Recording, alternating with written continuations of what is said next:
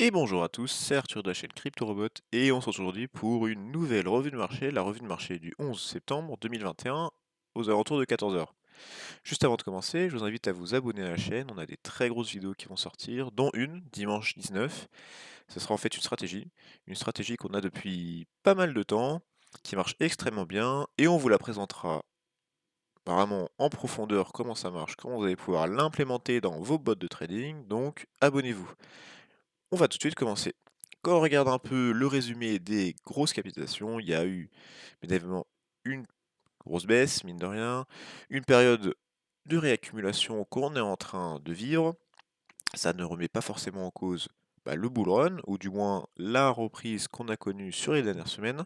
Mais ce qui fait extrêmement plaisir, c'est qu'on a des projets avec un très gros projet, si je puis dire, qui marche extrêmement bien. Bien évidemment, sur le marché des cryptos, c'est cyclique. Des fois, ce sera une grosse poussée des shitcoins, des fois, ce sera une poussée de quelque chose d'autre. Et là, on est sur un moment où les projets qui sont vraiment très très poussés, qui marchent extrêmement bien, performent, donc ça fait super plaisir. On va regarder un peu le total market cap. Le total market cap, qui, vous rappelez, avait perdu à l'époque son support qui était devenu une résistance, et ici on avait tapé, on a eu la grosse baisse qu'on a connue qui a vraiment pas fait plaisir. Sur une journée, on a quand même perdu, hop, presque 11% sur le total market cap, c'est énorme. Et là, on peut s'attendre à un petit range entre le Fibo et ici, cette résistance maintenant, qui à l'époque avait fait office d'ATH local, de notre crypto market cap total. Donc voilà, on peut s'attendre ici à un petit range dans cette zone-là, pour après essayer peut-être de la retester avec un peu de volume et pouvoir y passer. Je voulais commencer avec le Crypto Fear and Greed pour le Bitcoin. Le Crypto Fear and Greed qui est redescendu à 31, c'est en fait le pouls du marché, un peu le sentiment général du marché. On est repassé à 31, alors qu'à l'époque, voilà, on tournait autour des 76. C'est pas catastrophique, ça peut arriver, bien évidemment, on pouvait s'y attendre, hein, après ce qui s'est passé avec la grosse baisse. C'est normal que les personnes prennent peur, il y a eu beaucoup de liquidations, donc c'est normal que ça redescende un peu. À voir si c'est juste court terme ou si ça devient sur du long terme, moyen terme, et là ce serait peut-être un peu plus mauvais. Le BTC, donc dans cette revue de marché, je voulais utiliser deux indicateurs que je vais mettre et enlever. C'est le nuage d'Ishimoku et la super trend. En fait, ce qui est intéressant sur la super trend, là où je l'ai affiché, c'est que à un moment où depuis un ou deux jours, la super trend est passée en sell. Ça veut dire que la courbe a coupé la super trend positive à la baisse et donc on passe en sell, en vente. Sur la super trend, bien évidemment, en daily. Donc bien évidemment, c'est pas un très très bon indicateur sur le futur. On va voir si, comme je vous ai pu vous dire sur le crypto market cap, ça reste sur du court terme, moyen terme ou long terme. Donc là, on vient de passer en sell sur la super trend. Quand on regarde un peu les Fibo, on a la Gingspan qui se tape un peu sur la Tenkan.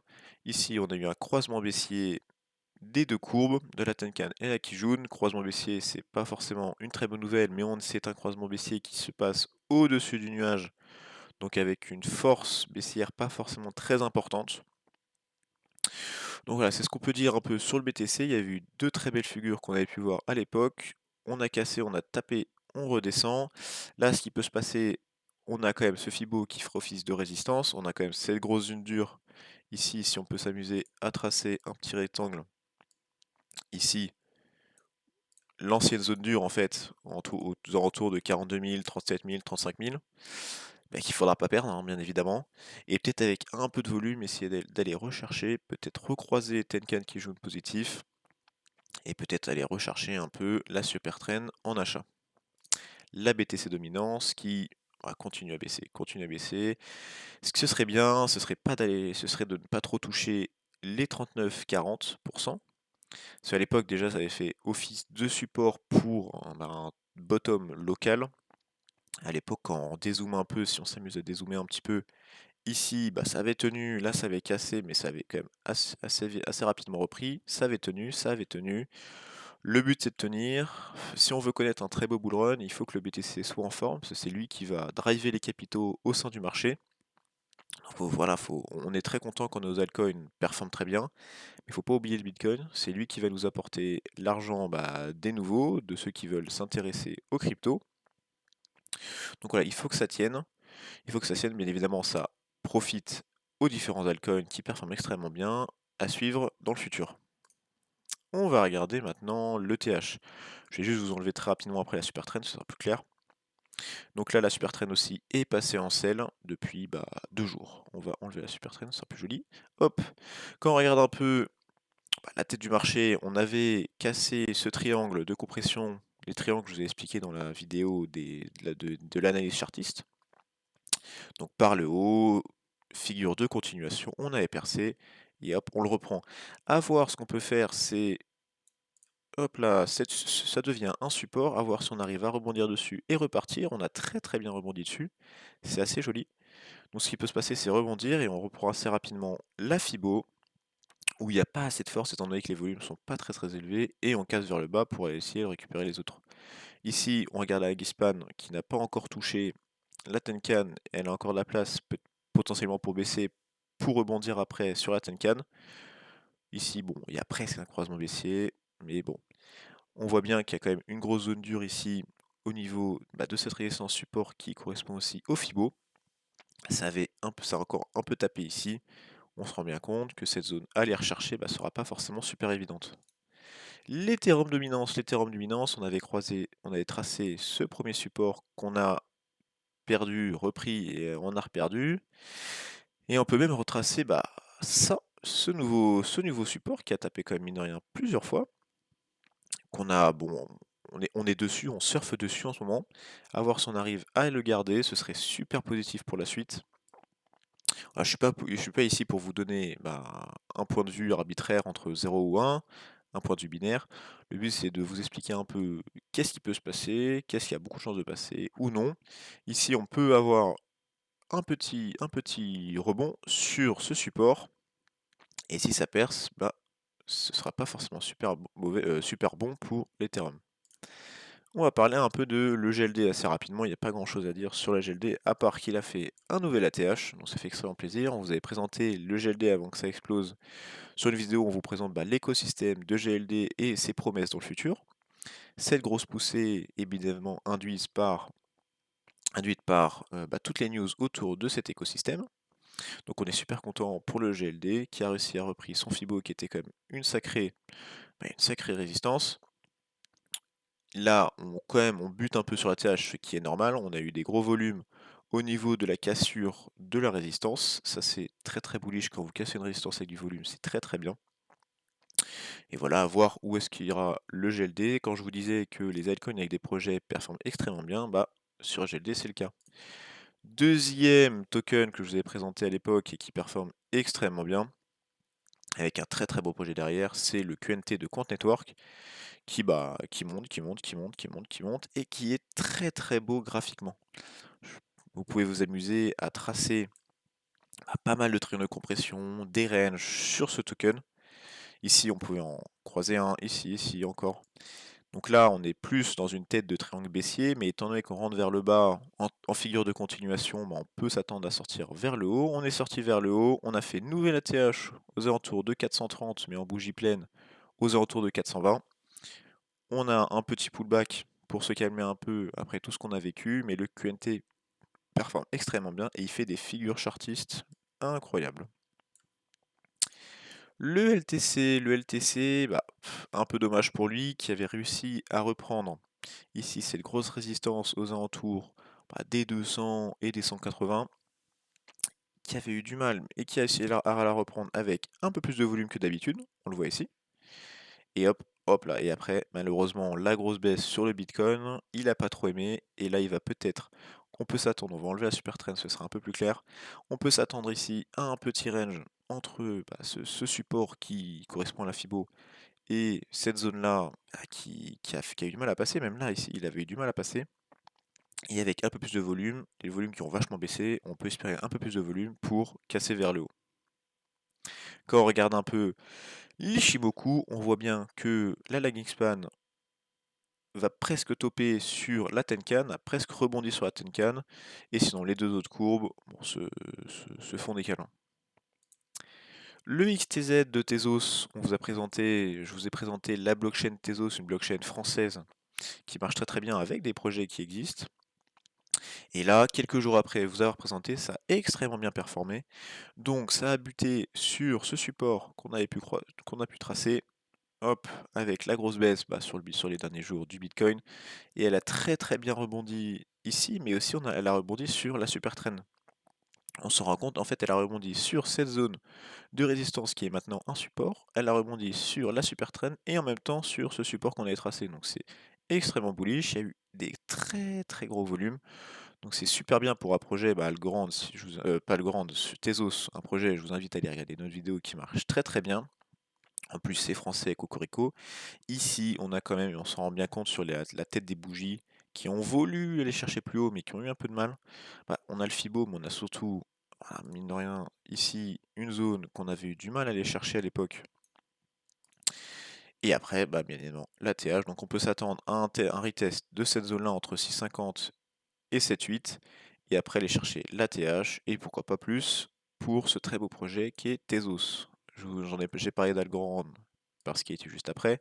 Algorand qui a super bien performé. Algorand est une autre blockchain, je vous invite à aller voir. Si ça vous intéresse, à aller voir des vidéos sur Algorand. Ça avait très très bien performé. On avait tapé ici sur la super trend qui avait fait office de support et qui nous a aidé à nous propulser avec des volumes énormes. Bien évidemment, ça a très très bien performé. Depuis quelques jours quand même, si on regarde d'ici, ça a pris presque à 100%, un x2. Si vous n'avez pas pris vos profits, c'est quand même le moment de se gaver. Donc on a réussi à passer l'ancien ATH, et là on tapote, on a presque tapoté sur le Fibo supérieur. Il y aura peut-être un moment où on va redger, pourquoi pas un pullback à l'ancien ATH, qui est maintenant, mine de rien, un gros support. À voir pour Algorand, soit un petit pullback après la très très grosse montée, ou comme si il fait comme un Solana, il ira tout droit vers la lune. Le FTT de FTX, bon après, là je vais enlever les super trends qui n'ont pas un intérêt énorme. Le FTT, le token de la plateforme FTX qu'on vous avait présenté, qui a rangé un peu ici, qui tapait vachement sur son Fibo, qui a réussi à le casser avec un peu plus de volume que d'habitude, même si c'était pas fou. Il a rangé un peu, il a surfé un peu sur son Fibo, sur son antenne ATH, et là hop, il est reparti. Le FTT qui est très utilisé sur Performity si vous voulez, entre autres, baisser vos frais. Donc si vous utilisez FTX pour nos bots de trading par exemple, je vous invite à en prendre, ça devient de plus en plus cher, donc faut pas trop tarder. Donc voilà, ici on aura sûrement un petit retest au niveau du Fibo, un peu comme l'Algorand, et pourquoi pas aller chercher ici ce nouveau Fibo. Et après quand on regarde un peu les Fibo, on se rend compte un peu de l'envergure ou du moins de la place qu'a le FTT pour grossir. Étant donné qu'il y a en market cap, ils ne sont pas si élevés que ça. Le dernier token, le CHSB de Swissborg, la plateforme Swissborg. Swissborg, vous avez dû en entendre à l'époque avec le lancement de leur plateforme qui avait fait quand même, mine de rien, un grand bruit. C'est un peu dommage sur Swissborg qui avait réussi à récupérer une zone assez compliquée ici de résistance. Hop là, je l'ai enlevé. Hop là, une petite zone ici de résistance après son double bottom. Il y a vraiment des trucs très très jolis à voir sur le CHSB. Hop, ça a fait double bottom. C'était reparti à la hausse avec un peu plus de volume sur une journée. On a réussi à ranger en dessous de cette résistance. On a réussi à la passer, et ça c'est super joli, avec du volume. Vraiment l'année chartiste marche extrêmement bien aussi sur CHSB. On a réussi à reprendre le Fibo, à aller un peu plus loin en sachant qu'ici c'est aussi une zone dure qui avait été un peu travaillée à l'époque. Il a pas réussi à tenir, la grosse baisse du BTC, on connaît. Donc là, on peut s'attendre sur le Swissborg. Ici, ça va bien, on arrive à tenir la super trend, ce qui est super positif. La super trend n'est pas passée en rouge. S'il arrive à tenir la super trend, c'est super bien. On a le Fibo en plus en support. Et le but, c'est d'aller rechercher cette résistance avec un peu plus de volume, peut-être les volumes repartir vers la hausse. Pour CHSB, une plateforme qui marche extrêmement bien. Bien évidemment, c'est un très beau projet. Sur la chaîne CryptoRobot, on vous présente des tokens avec des projets. C'est pas notre but de vous présenter des tokens qui n'ont rien derrière. Donc pour CHSB, on peut s'attendre ici à un petit range pour repartir avec un peu plus de volume. La vidéo est terminée, j'espère qu'elle vous aura plu, j'espère que vous avez pu découvrir des tokens ou du moins une analyse de certains tokens. Si vous avez apprécié la vidéo, je vous invite à la liker, à vous abonner pour ne rien louper. Sur la chaîne CryptoRobot, on vous aide à développer vos propres bots de trading qui sont à votre main avec vos propres stratégies qui vont tourner 24h sur 24, 7 jours sur 7. On vous vend pas quelque chose, on vous offre en fait toutes les clés pour développer vos bots à votre main. Donc si vous voulez en savoir plus, je vous invite à vous abonner. Dimanche le 19, comme j'en ai pu en parler, on va vous présenter une stratégie qui marche extrêmement bien, mais aussi on va vous présenter un backtest pour faire des shorts, des longues, pour faire des futurs en fait, à implémenter directement dans vos bots de trading. Si vous avez des questions, vous pouvez les poser en commentaire ou rejoindre notre channel Discord, on vous répond à toutes vos questions. Voilà, bien évidemment, c'est gratuit, on répond à toutes vos questions. Pour ma part, je vous souhaite une très très bonne journée et on se retrouve très bientôt pour une prochaine vidéo. À toutes.